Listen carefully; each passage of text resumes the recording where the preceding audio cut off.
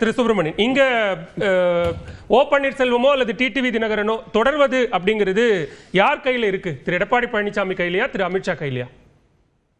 அதாவது நான் முன்னாடி சொன்ன இதை வாதத்தை கற்பனைன்னு சொல்லி என்னோட நண்பர் பொன்வில்சன் ஆரம்பிச்சுட்டு அதுக்குண்டான ஆதாரங்களை கொடுத்துட்டார். அதாவது முன்னாடி இந்த மாதிரி எல்லாம் அலையன்ஸ் நடந்திருக்குன்ட்டு.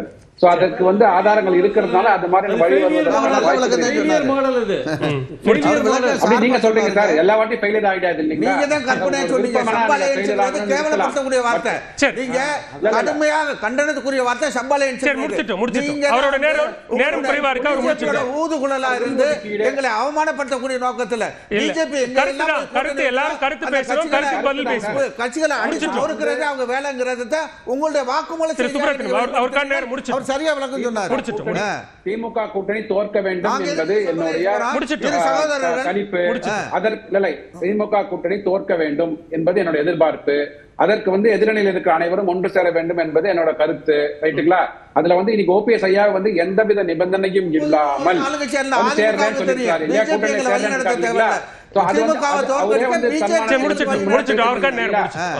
அதனால நான் என்ன சொல்றேன்னா, அதாவது சப் அலையன்ஸ் வர்றது உள் ஒதுக்கீடு வருவது என்பது காலத்தின் கட்டாயமாக மாறித்து அப்படின்னா, அதாவது இவர்கள் தனி கட்சி ஆரம்பிக்க முடியாம ஓபிஎஸ் இணைய முடியாமல் அப்படி இருக்கும் பட்சத்தில் கண்டிப்பாக எதிரணியில திமுக எதிராக இருக்கின்ற அனைத்து கட்சிகளும் ஒன்றாக சேர்ந்து இந்த தேர்தலை சந்திக்கும் போது அதற்கு அதிமுக தன் தலைமையிலான கட்சிக்கு ஒரு 150 160 சீட்டை எடுத்துக்கொண்டு மீதி இருக்கிற சீட்டை மற்ற கூட்டணி கட்சிகளுக்கு விட்டு கொடுக்கும் போது அதுல மற்ற கூட்டணி கட்சிகள் எவ்வாறு ஸ்ட்ராட்டஜி பண்ணி வியூகத்தை அமைத்து திமுக தோற்கடிக்க வேண்டும் 2026. ஏன்னா 2021 தெரியுங்களா, அதிமுக திமுகக்கும் அதாவது ஒருங்கிணைந்த அதிமுகவா இருந்திருந்தால் திமுக தினகரனும் அதிமுக இருந்து போட்டி போட்டு 2,30,000 வாக்கு தாங்க வித்தியாசம் திமுக அதிமுகவும். திமுக என்ற கட்சிக்கும் ஒன்றிணைந்த அதிமுக அதாவது அதிமுக பிளஸ் தினகரன் இவர்கள் இருவரும் வாங்கிய வாக்கு வித்தியாசம் பாத்தீங்கன்னா 2,30,000. 2,30,000 5 ஆண்டு கால ஆட்சியை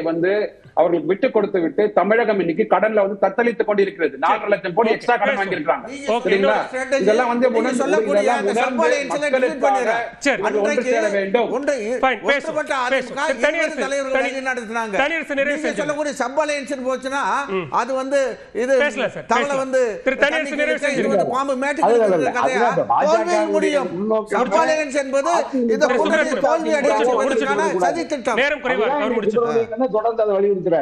அதிமுக ஒன்றுபட்ட அதிமுக வர்றதுல சுப்பிரமணியனுக்கு பாஜகவுக்கு இருக்கிற விருப்பம் வெளிப்படுகிறது. அப்ப நீங்க ஒரு உள்ஒதுக்கீடு மட்டும் தான் தருவோம். அதிமுக ஒன்றுபட்ட அதிமுக அப்புறம் நீங்க அதுல அப்படி வடிவம் பெறுவதில் பாஜகவுக்கு என்ன சிக்கல்? உங்களுக்கு என்ன பிரச்சனை?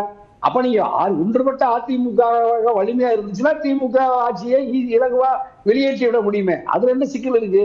ஆகவே அண்ணன் ஓபிஎஸ் இந்த செப்டம்பர் 4ஆம் தேதி மதுரையில் நடக்கிற மாநாட்டில் இப்ப நீங்க எடப்பாடியோரோ அல்லது மற்ற தேசிய ஜனநாயக கூட்டணி தலைமை வகிக்கிற டெல்லியோ பாஜக அமித்ஷாவோ மோடியோ எங்க ஒழுங்குபடுத்தி உரிய அங்கீகாரத்தை தந்து உறுதியான நம்பிக்கையான ஒரு வலிமையான இடம் அண்ணன் ஓபிஎஸ் அவர்களுக்கு இல்லைன்னா, டிடிவிக்கு இல்லைன்னா, சின்னமாவுக்கு இல்லைன்னா அந்த மதுரையில நடக்கிற அந்த செப்டம்பர் 4 மாநாட்டுல ஒரு வலிமையான வெளிப்படையான பிரகடனத்தை அவங்க அதை பிரகடனப்படுத்துவாங்க.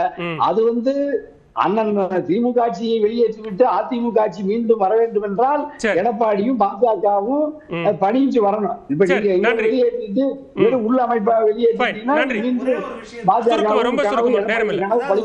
இந்த உள்ஒதுக்கீடுன்ற கான்செப்டே இருக்காது. எதுவுமே தரமான பேச்சுவார்த்தையா தான் இருக்கும்.